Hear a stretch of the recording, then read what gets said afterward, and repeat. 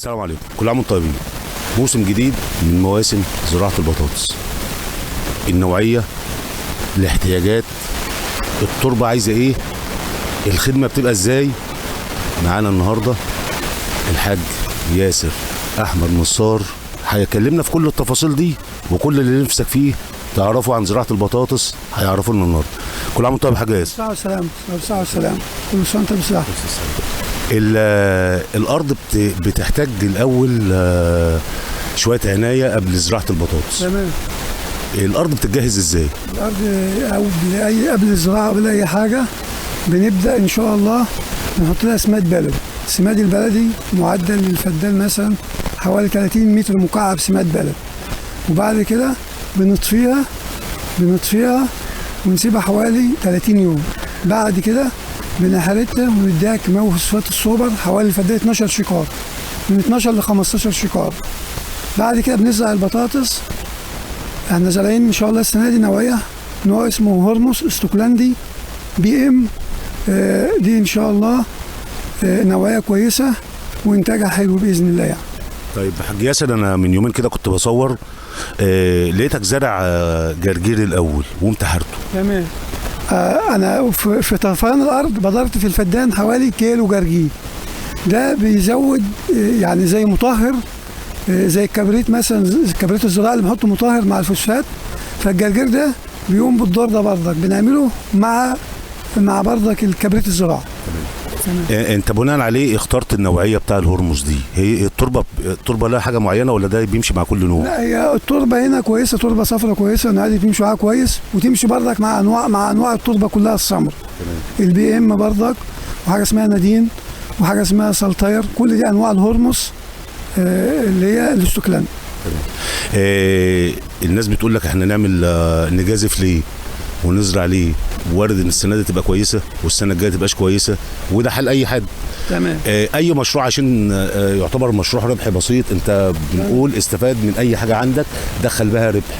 الناس ما تقعدش تقول ايه احنا نعمل ايه وما نعملش ايه. اي حاجه عندك المفروض تعملها.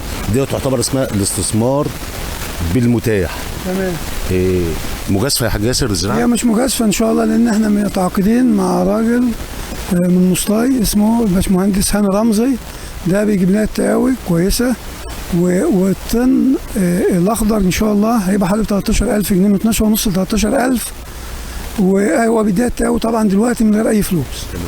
وما بنيجي ان شاء الله وقت الحصاد بياخد يخصم الفلوس. تمام. وفي تعاقد ان هو يعني بياخد 500 كيلو على الشكار. تمام. والباقي لما ربنا بيكرم مثلا الشكاره ممكن تجيب لها طن او طن وربع باذن الله في الانتاج.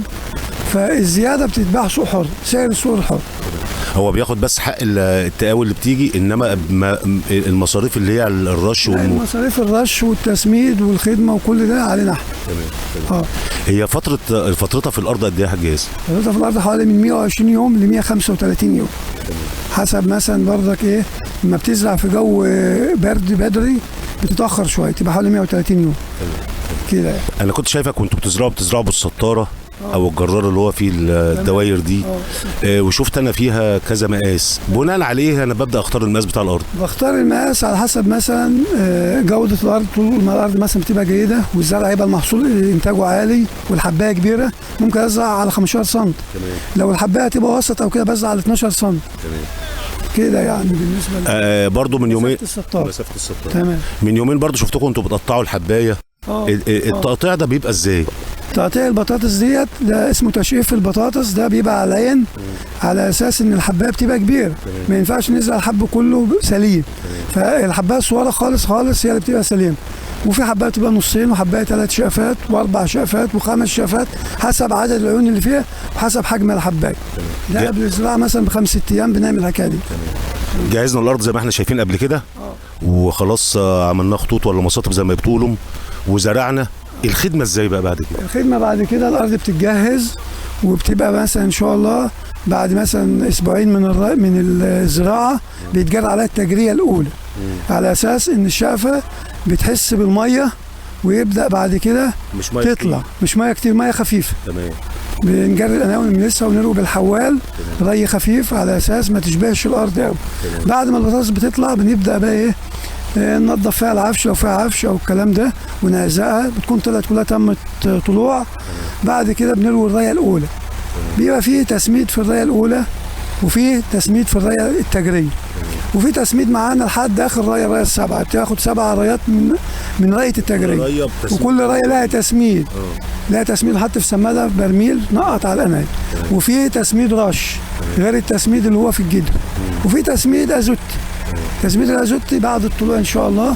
وبنبقى في التجريه ممكن نحط الفدان شكرتين لوري مع اول رايه تجريه، مع شكرتين سلفات نشاد بالنسبه للرايه الاولى التجريه. حاج ياسر، الناس بتقول لك ممكن الزرع تجيب وممكن الزرع ما تجيبش، ده بيبقى غشم فلاح؟ لا، هي ارزاق اولا، بس طبعا العنايه والخدمه والاجتهاد في الري والاجتهاد في الشغل ده عليه عامل كويس لنجاح اي زرع. تمام. بس كده. بيبقى يوم الحصاد ويوم البيع وحاجات زي كده، بيبقى فرحه ما بعدها فرحه طبعا. اللي حطيته مشروع ان شاء الله، وزي ما بيقولوا كده لا تنصحوا حق ربنا يوم الحصاد. تمام. الحاجات دي لها دور كبير قوي في نجاح الزرعه.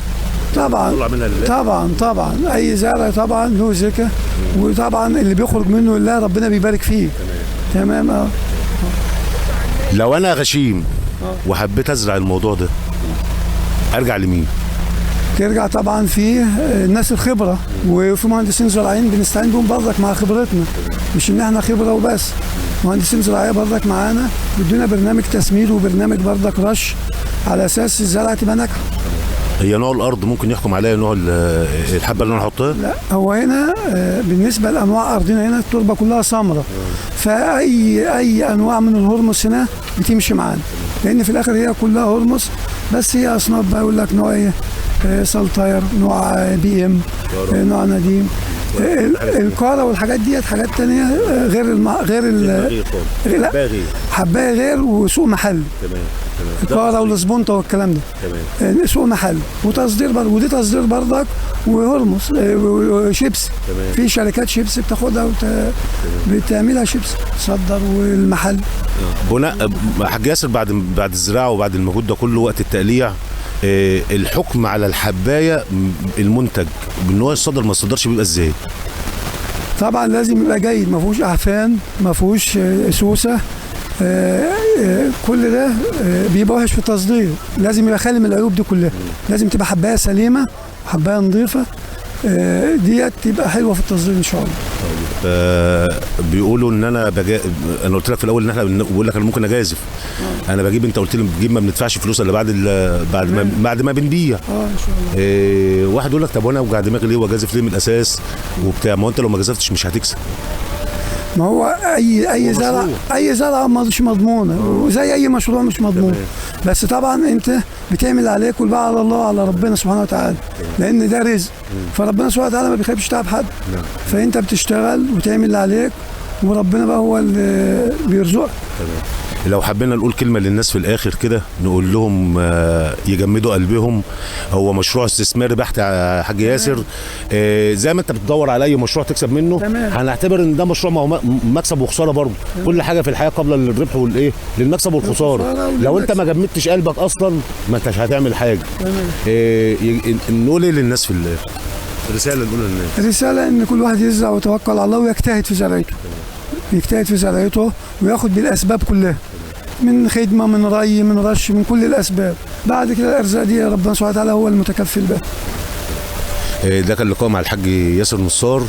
ربنا يبارك له في الزرع يا رب ويرزقه من وسع. الفكره ان احنا بنقدم المشاريع دي عشان انت ما تقولش ان ما فيش مجال استثمر فيه.